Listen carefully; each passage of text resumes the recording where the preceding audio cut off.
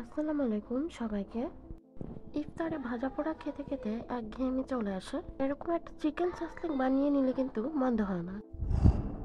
এখানে আমি নিয়েছি 300 গ্রামের মতো বোনলেস চিকেন। চিকেন পিসগুলোকে এরকম ছোট ছোট কিউব আকারে কেটে নিতে হবে। দিয়ে দিচ্ছে হাফ টিস্পুনের মতো আদা বাটা, 1 টিস্পুন রসুন বাটা, 1 টেবিল স্পুনের মতো সয়া সস, দিচ্ছে সামান্য পরিমাণ পেঁয়াজ গুঁড়া। এবার দিচ্ছি পাপরিকা পাউডার। পাপরিকা পাউডারটা দিলে সুন্দর একটা কালার আসবে। 300 গ্রাম চিকেন হলে পাপরিকা পাউডার 2 টেবিল স্পুন দেবেন। এরপর দিচ্ছি মিক্সড হার্ব। এটা চিকেনের মধ্যে খুব সুন্দর একটা ফ্লেভার আনে। এরপর দিচ্ছি আমার বাসা বানানো টমেটো সস। টমেটো সস দিয়েছি 2 টেবিল স্পুন। এখন দিচ্ছি 1 টিস্পুনের মতো গোলমরিচ গুঁড়া। দিচ্ছি হাফ টিস্পুন গরম মশলা। গরম মশলা বেশি দিবেন না। শুকনো মরিচ গুঁড়া 1 টিস্পুন। এখন স্বাদ বাড়াতে দিচ্ছি টেস্টিং সল্ট, চাইলে আপনারা এটা স্কিপ করতে পারেন। দিচ্ছি 1 টেবিল স্পুন সাদা সিরকা, স্বাদ মতো লবণ। এবার আমি ভালোভাবে সবগুলো মশলা মাংসতে মাখিয়ে নেব। মাখানোর প্রসেসটা খুব ইম্পর্টেন্ট। যত ভালোভাবে মাখাবেন মশলাগুলো তত ভালোভাবে মাংসর ভিতরে ঢুকবে।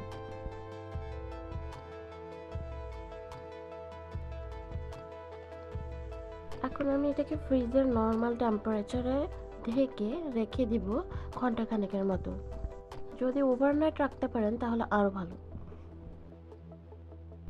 আমি কিছু কিউব করে কাটা ক্যাপসিকাম আর পেঁয়াজের কলি দিয়েছি। এখানে সাসলিক বানাতে এগুলো দরকার হবে। এগুলো আমি কেটে মাংসের সাথে মিশিয়ে নিয়েছিলাম পরে। ক্যাপসিকামের সাইজগুলো এরকম রাখার চেষ্টা করবেন। এখন আমি কিছু পানিতে সাসলিক কাঠিগুলো ভিজিয়ে রাখবো। কাঠিগুলো ভিজিয়ে রাখার উদ্দেশ্য হচ্ছে এটা যাতে পোড়া লেগে না যায় রান্নার সময়। আমি প্রায় 2 থেকে 3 ঘন্টা ভিজিয়ে রেখেছিলাম। এখানে নিচ্ছি কিছু সিদ্ধ করা আলু। আলুগুলোকে আমি ফুল সিদ্ধ করিনি, হাফ সিদ্ধ করে নিয়েছি। ফুল সিদ্ধ করলে আলুগুলো ভেঙে যাবে। এখন আমি সবকিছু একটা একটা করে কাঠের ভিতরে সাজিয়ে নিব। সাসলেকের ভিতরে আসলে কি কি দিবেন এটা সম্পূর্ণ নিজের রুচির উপর ডিপেন্ড করে। আমার কাছে আলুর টেস্টটা ভালো লাগে তাই আমি আলু দিচ্ছি, কিন্তু অনেকেই শুধু ক্যাপসিকাম দিয়ে করে থাকেন। চাইলে এখানে টমেটোর স্লাইসও দেওয়া যায়, তাহলে টেস্টটা আরও বাড়বে। আপনারা এটাকে আরও কালারফুল রাখতে চাইলে হলুদ এবং লাল ক্যাপসিকামও দিতে পারেন, তাহলে দেখতে আরও বেশি সুন্দর হবে। আমার হাতের কাছে শুধু সবুজ ক্যাপসিকামই অ্যাভেলেবল ছিল, তাই আমি একটা দিয়েই করছি। আমি একটা কাঠির মধ্যে 3 টুকরা করে মাংস দেওয়ার চেষ্টা করেছি। এই যে দেখুন, একটা সাসলিক আমার রেডি হয়েছে। এটা দেখতে এরকম হবে। এবার একে একে আমি সবগুলো সাসলিক রেডি করে নিচ্ছি।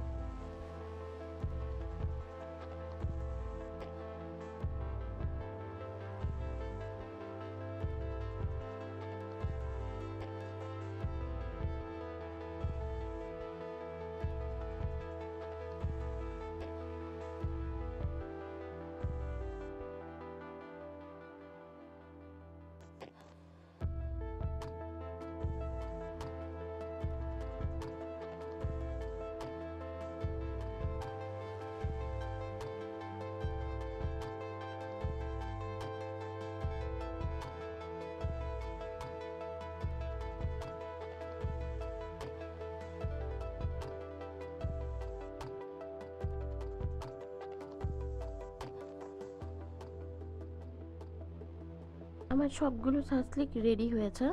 এখন আমি আপনাদেরকে দেখাবো একটা সিক্রেট সস, যেটা সাসলিক ভাজার সময় কাজে লাগবে। এখানে দিচ্ছি 1 টেবিল স্পুন সয়া সস। তারপর দিচ্ছি 3 টেবিল স্পুনের মতো টমেটো সস।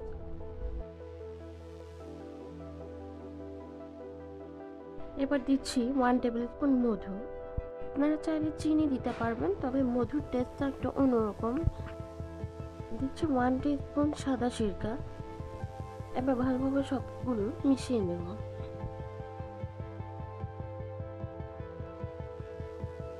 সামান্য পরিমাণ তেল দেব।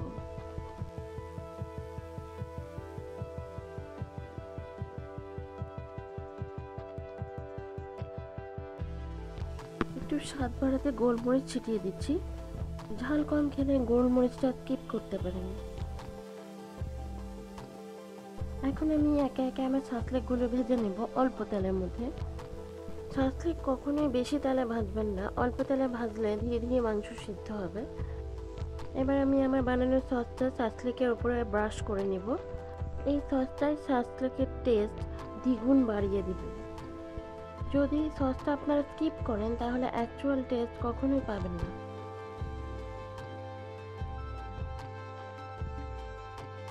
এখন আমি ছাঁচলেকগুলো উল্টিয়ে নেব এবং অপোজিট সাইডেও সস ব্রাশ করে নেব।